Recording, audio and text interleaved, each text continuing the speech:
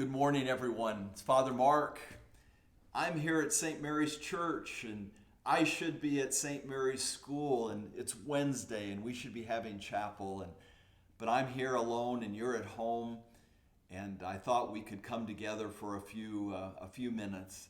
We're not going to do chapel like we would do it at the school. Just the technology just doesn't allow for it. But I do want to ask you to raise your hand. So raise your hand if you're a holy person. Okay. And the reason that we're holy is because God has set us apart for a special purpose. At this particular time, our special purpose is staying healthy so that other people can stay healthy. The reason that we're not at school is so that we don't pass along this coronavirus and risk the lives of people who have serious health conditions. So staying away from each other, even though it sounds very, very strange, is actually a way of loving one another. And I just want you to know that I love you. And that I want you to remember that while you're at home, to act like you're a holy person. Okay? Remember that God has set you apart. Be a light in the world. Do good things. Love your parents. Love your siblings. The story I want to read for you today from the Gospel comes from the Gospel of Matthew. Okay. And the story is one that we would normally at the church read during the season of Advent when we are preparing for not only the birth of Jesus, but when we anticipate his coming again to us. So it's a little bit strange to read this story in the season of Lent, but it is really quite appropriate because it has to do in part with waiting and being patient and being prepared. So let me read the story to you. Then the kingdom of heaven will be like this. 10 bridesmaids took their lamps and went to meet the bridegroom. 5 of them were foolish, and 5 were wise. When the foolish took their lamps, they took no oil with them. But the wise took flasks of oil with their lamps. As the bridegroom was delayed, all of them became drowsy and slept. But at midnight there was a shout, "Look, here is the bridegroom, come out to meet him." Then all those bridesmaids got up and trimmed their lamps.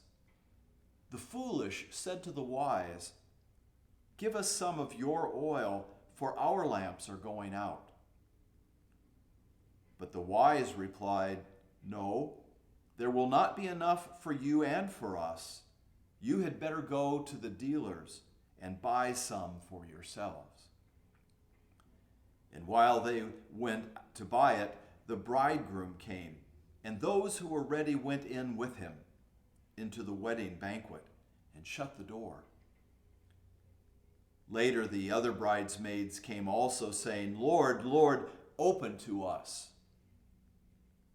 But he replied, "Truly I tell you, I do not know you.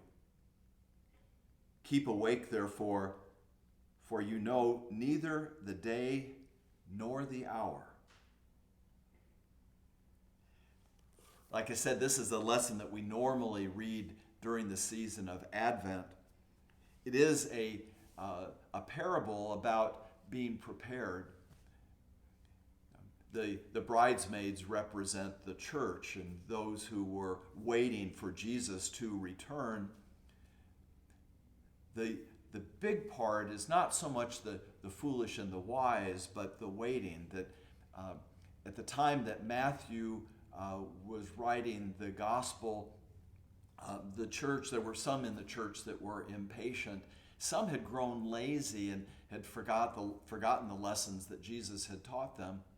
And they'd kind of gone back to their old way of life. That's really what's symbolized when it said that the bridesmaids grew drowsy and slept.